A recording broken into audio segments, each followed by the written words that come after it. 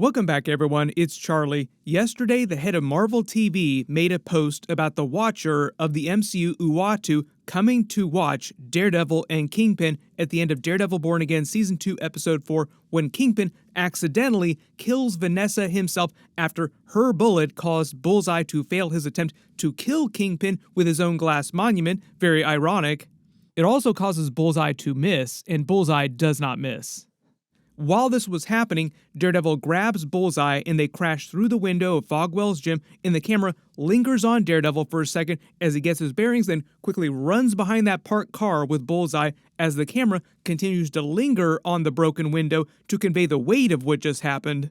The love of Kingpin's life has just died, and she was the thin piece of rope tying him to any kind of sanity and any kind of common sense, meaning that with Vanessa's death, Fisk is going to go back into full Kingpin mode, and it is open season on pretty much everybody in New York City, not just the superheroes like Spider-Man, Punisher, Daredevil, all the vigilantes like Bullseye, but also regular citizens who Kingpin doesn't like on a whim and just decides to vanish because they do something to piss him off.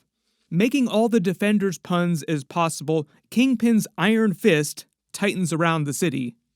But here's the thing, a couple of days after the episode aired, people started posting on social that they thought they saw the Watcher, Uatu, in this moment inside Fogwell's gym when the camera is lingering on the broken glass of the window, as if the Watcher was inside the gym watching Vanessa die during this fight. And even though the Watcher literally sees everything that happens everywhere in the MCU at all times, he's omniscient, we've only seen him physically show up in person like this for the most pivotal of moments in the MCU, with the exception of that Stan Lee post-credit scene in Guardians 2, where he's meeting with a bunch of the Watchers. So fans were theorizing that the Watcher was showing up here because Marvel wanted to say that Vanessa's death would have far wider ramifications to the MCU going forward, like it's a fundamental moment. I am the Watcher. I observe all that transpires here. Wow, I did not see that coming. Then the head of Marvel TV, Brad Winderbaum, posted on his Instagram responding to the fan theory saying, "Always watching," and it set off a huge debate over whether or not this really was the Watcher and Marvel intentionally made a cameo scene for him to witness Vanessa's death, or if it was just a coincidence and it just looked like the Watcher. And Brad Winderbaum was just having fun with the fans gassing up fan theories because he liked the extra hype behind the show, more attention that it brought to the show. It's called the pareidolia effect, and it's a psychological phenomenon of seeing recognizable shapes, most commonly faces like the Watcher, in random, ambiguous, or inanimate objects like this broken window with the lights inside Fogwell's gym looking like his eyes, or like seeing the Virgin Mary inside a McDonald's Chicken McNugget, which was an actual thing. Somebody thought they saw the Virgin Mary and then tried to sell this. A couple of other interesting bits of evidence too. The official Marvel Studios social accounts have not acknowledged this scene at all. Just the head of Marvel TV, Brad Winderbaum, on his own personal social account, not any official Marvel accounts. Usually when Marvel does something official, like really big moment, the official Marvel accounts will start blasting about it non-stop. Also keep in mind that they shot this scene practically with very little special effects, and the Daredevil Born Again showrunners who actually did write the scene, direct the scene, have said nothing about the Watcher, so I don't think that they intended for this to be the Watcher. And it is just another example of the pareidolia effect.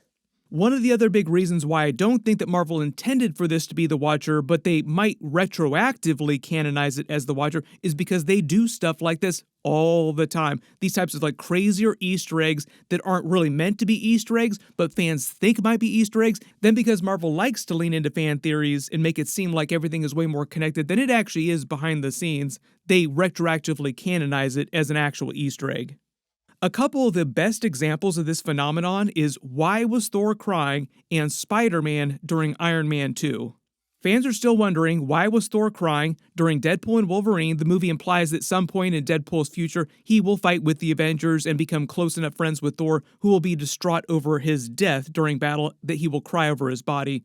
Deadpool now wondering what he did that was so monumental that caused Thor to cry for him, and why did he get so close to Thor? Like, how did he become friends with Thor?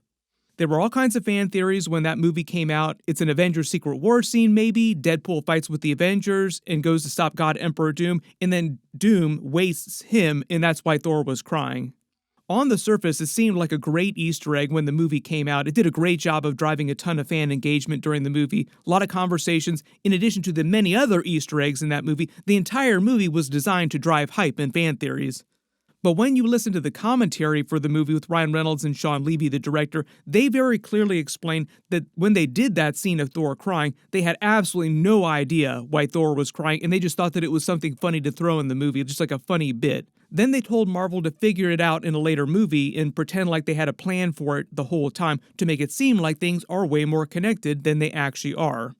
This image here, I've been asked now many times, why is Thor crying? We don't know. Don't answer that. You can't answer that. Just in Because we're so full of shit here. We're going to say, we're going to answer it in the best possible way in the future, and we're going to look like geniuses, but we just don't know yet. Oh, and later we'll claim that we always knew, Sort Ryan? of like Endgame. Oh.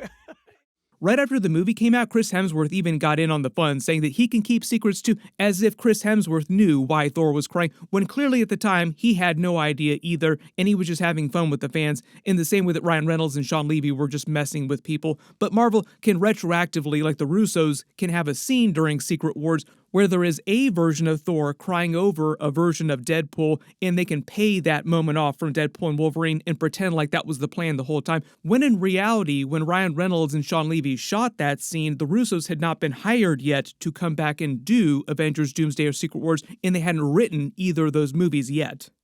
The other really prime example of this phenomenon, like it wasn't the Watcher, but Marvel can later say that it was the Watcher and they planned it the whole time, even though they did not plan it the whole time, it's just a coincidence, is Tom Holland's Spider-Man during Iron Man 2.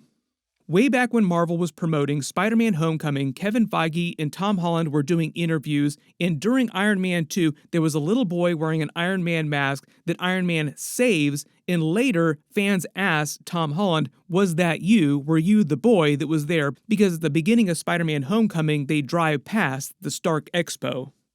Tom Holland said that he loved the idea, and Kevin Feige said that he loved the idea that retroactively, that little boy wearing the Iron Man mask was Peter Parker before he became Spider-Man, so Kevin Feige just decided to canonize it on the spot. You know what, I'm going to say it's canon now. But in reality, it was just a fan theory that Kevin Feige liked, so he decided to allow it to be called canon.